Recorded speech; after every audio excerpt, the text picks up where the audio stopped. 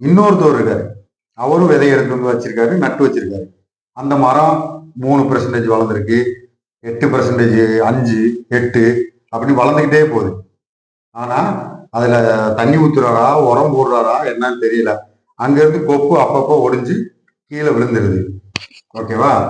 அதுக்கப்புறம் அந்த மரம் எப்ப பெருசாகி பழமாகணும் யாருக்குமே தெரியல.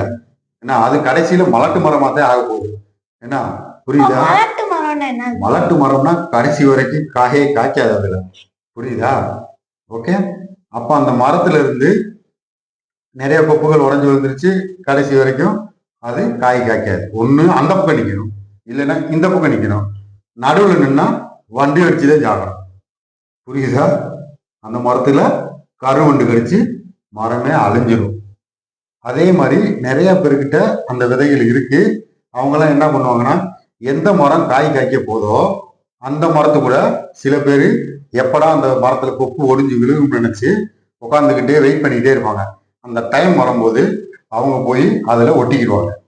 ஒட்டிக்கிட்டாங்கன்னா, நான் முதல்ல சொன்னேன் பாரு, ஸ்டார்டிங்ல கதை சொல்லும் போது, அப்பா 2 மரம் இருந்துச்சுப்பா, 40 கிளைகள், பெரிய பெரிய பிரான்ச்சஸ், 234 பெரிய பிரான்ச்சஸ்ல இருந்துச்சுன்னு பார்த்தா, அந்த பிரான்ச்சஸ் எல்லாம் எப்பயாவது காஞ்சி இலையெல்லாம் உதிர்ந்து கீழே விழுந்துரும்ல, அந்த டைம்ல போய் இவங்க ஜாயின் பண்ணிக்குவாங்க. அது ஜாயின் பண்ணிக்கிட்டு நாங்களும் பழம் பழுக்க வச்சோம், நாங்களும் காய் வச்சோம் அப்படின்னு சொல்லுவாங்களே ஒழிஞ்சு, தன்னோட விதைய நட்டு என்னைக்குமே அவங்க மரமாக்குனதா சரித்திரமே இல்லை, சரித்திரமும் ஆக போறது இல்லை.